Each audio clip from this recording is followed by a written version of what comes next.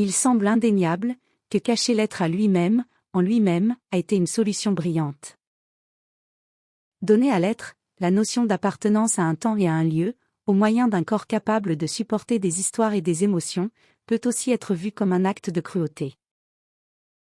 Le projet ne pourrait réussir que s'il était accompagné d'incompréhension et d'ignorance. Dans ce dessin, à chaque rapprochement de la révélation, seraient insérés des éléments qui provoqueraient inconfort, confusion, extase et frustration, dans le but de distraire et d'éloigner l'être de la révélation contenue, dans le principe non négociable, des règles qui accompagnent la manifestation.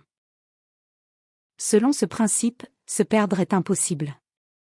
Posséder est une clé fondamentale dans le jeu de la vie. Par le biais de cette clé, l'être incorpore l'importance de l'existence et de la responsabilité des attitudes d'un corps dans un environnement, tous deux acceptés comme lui appartenant.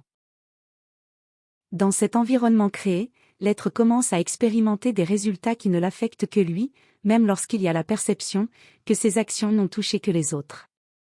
Il semble incompréhensible qu'il s'agisse d'actions sur lui-même, perpétrées par l'être lui-même. La construction d'éléments externes fonctionne pour retirer la notion de solitude, même si l'être est seul dans le milieu apparent. Il est très difficile de comprendre que les interactions sont de l'être avec lui-même. Victoire et défaite rythment la narration, dans l'esprit subordonné au jeu. La douleur et le plaisir s'installent dans l'esprit qui oriente le maintien d'un hôte, concrétisé comme le seul réalisateur des moments vécus. L'être, par conséquent, accepte qu'il n'existe pas sans un corps, et y séjourne au prix de l'invisibilité. L'être devient alors imperceptible, pour la vie et pour lui-même. Connais-toi toi-même, cherche-toi toi-même, sont des marques laissées comme souvenirs dans certains des portails, afin que l'être ne se perde pas. Par ce processus, également appelé intériorisation, l'être se permet le retour à la connaissance et à la compréhension parfaite.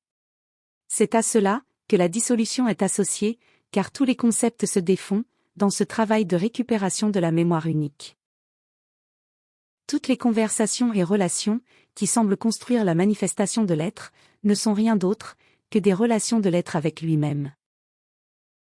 Chaque découverte est un mécanisme de remplissage de ce que l'être a défini comme temps et espace de manifestation, et qu'il a conceptualisé comme univers.